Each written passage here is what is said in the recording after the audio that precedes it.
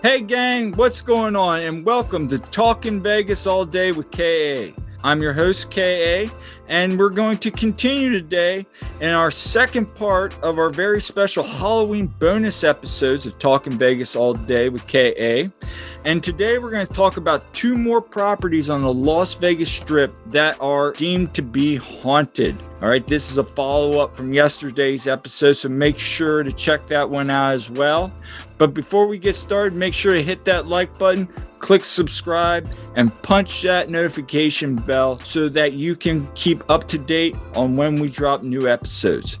But without further ado, let's go ahead and get started.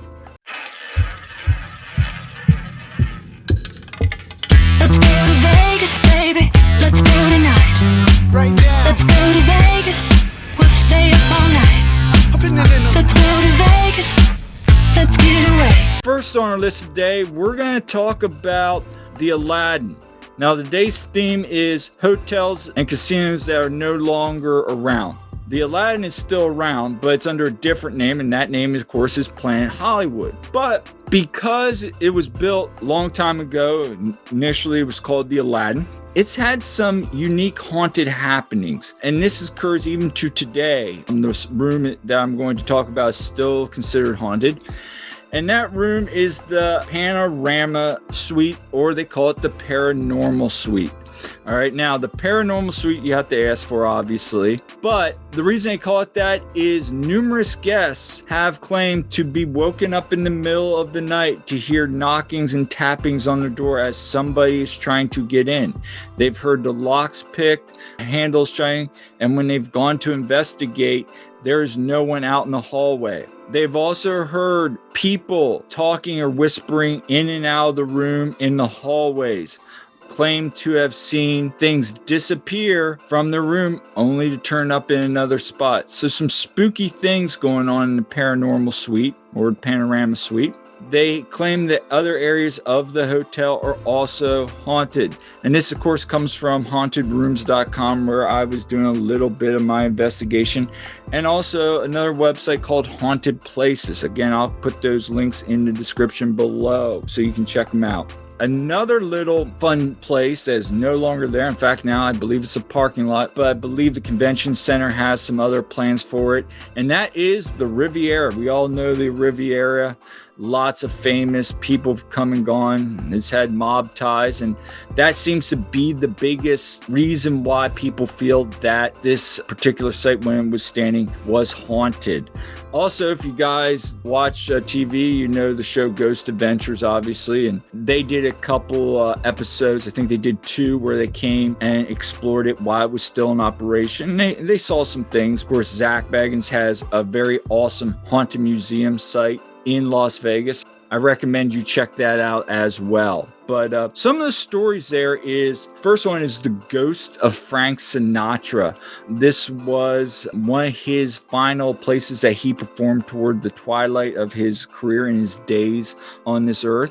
And apparently the penthouse suite in which he used to host big parties and hang out at is apparently at the time was reportedly haunted.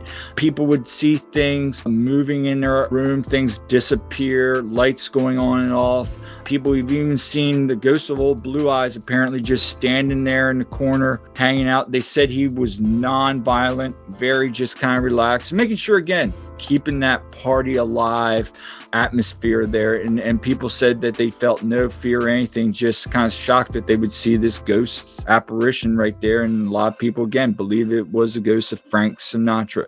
A couple other things, they would hear typical noises going up and down the hallway, lights going on and off at weird spots throughout the hotel, cold spots, orbs, phones ringing, no one's on the other line, static through the radios, just a lot of your typical paranormal things. But this was apparently a very haunted spot during the time. Now, I actually have stayed at the Riviera twice, both times for business trips and conventions. And I can tell you, I always enjoyed the Riviera. It was really cool, old school, because it really didn't change much from the time it was built to the time it was torn down. So you always kind of had that old school feel of Vegas, which I always loved. That's why I love downtown so much.